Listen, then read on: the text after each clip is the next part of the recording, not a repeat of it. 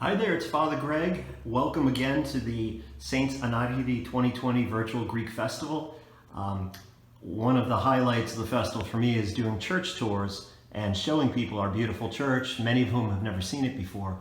And I always end the church tours here in the narthex. You can see I have the icon of the Nativity of Christ on the wall. I always bring people in here, and there'll often be 20 or 30 people, and we break down the icon because there's so much going on in this icon. It shows you sort of the theology of icons. Icons they're not just sacred art, they're teaching tools, and they come from a time when most people in the church couldn't read.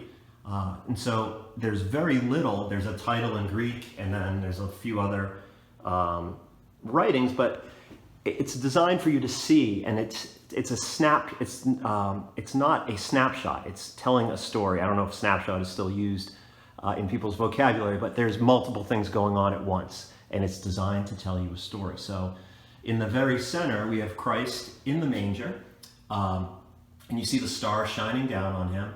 He's in the swaddling clothes and in the manger, but it's almost like he's in a tomb, and that's because everything points towards the resurrection. The ox and the donkey are breathing on him to keep him warm. It's also fulfilling a prophecy from Isaiah. The ox knows, Isaiah 1:3, the ox knows its master, and the donkey its master's crib. The Virgin Mary in the mantle of a prophet is by far the biggest figure, and she's usually looking at Christ, but here she's looking down at Joseph, who in the Eastern tradition is an older man, and this character next to Joseph is the devil in the disguise of an old man trying to dissuade Joseph of the virgin birth, and he's getting a look from the Virgin Mary. The angels are attending to the Christ child and ministering to him. Over down here, we have the doulas cleaning up the Christ child. So Christ is in two different places. Again, it's not a snapshot. Two different places in the icon, and he's being cleaned to show that he's a real human. He has to be cleaned, like after any birth. And we have the shepherds as well, hearing the news.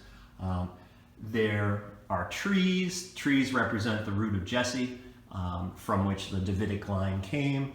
And so what's the one thing missing? There's no three wise men, and I think that's probably space limitations. We have an icon in the altar with the three wise men in it as well, but this one doesn't seem to have room for it. So at the end of the day, and the cave that the child and Mary are lying in, very often inns were built above caves, and caves were used as stables. The animals would help warm the building above them. So there you go. There's about 8 or 9 different things going on in this one icon, and it's a rich example of how icons are used to tell a story, in this case, the story of the birth of Christ. Thanks for tuning in.